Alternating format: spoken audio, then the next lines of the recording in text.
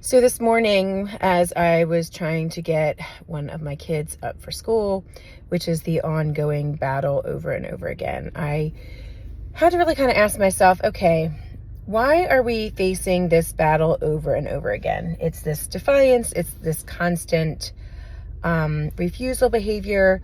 I really wanted to stop and think and ask myself, why are we refusing? And that's when I realized that for my particular child, that it's not so much about refusing that they don't want to do something. It's more about understanding the why they don't want to do something. And I knew for my child that not wanting to do something is because there was anxiety involved, the task and what it was going to, not necessarily doing the particular activity. I wanted her to get up and get ready to go somewhere.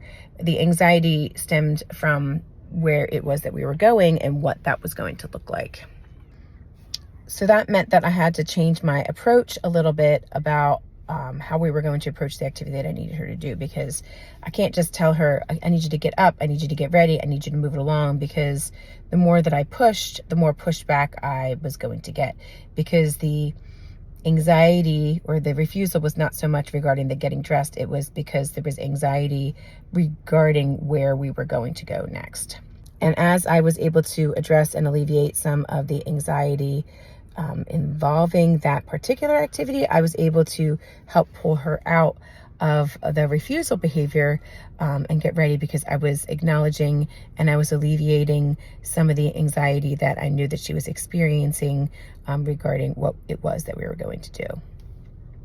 If I had continued to push, it definitely would have made things a lot worse, and I probably could have triggered her, and that would have sent us into a spiral of meltdown, crying, screaming, and then it would have taken us forever to be able to come back out of it and then get up and get ready for where we needed to be. So it's important to really think about that and acknowledge that when you're seeing some refusal behaviors, that maybe the behaviors are not necessarily due to refusal, maybe they're actually due to something more. And so when you're taking a look, because most of our kids, they don't refuse just to refuse.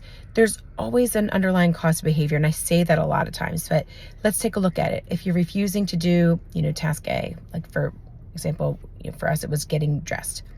You don't want to get dressed. I really need to kind of sit and ask myself, why do you not want to do that? And if I can answer the why with, it's another, activity that she doesn't want to do afterwards, that's where I need to put my focus.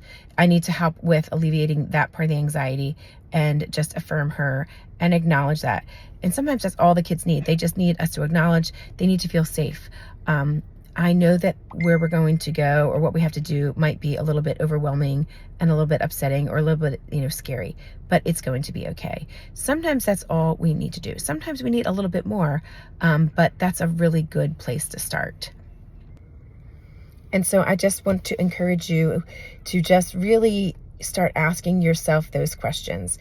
If my child is refusing, is there an underlying cause? Is there some other anxiety or thing that's causing them to be disconnected or disengaged because they don't want to participate in that other activity because of anxiety, fear of failure, being scared or afraid of not knowing what to expect?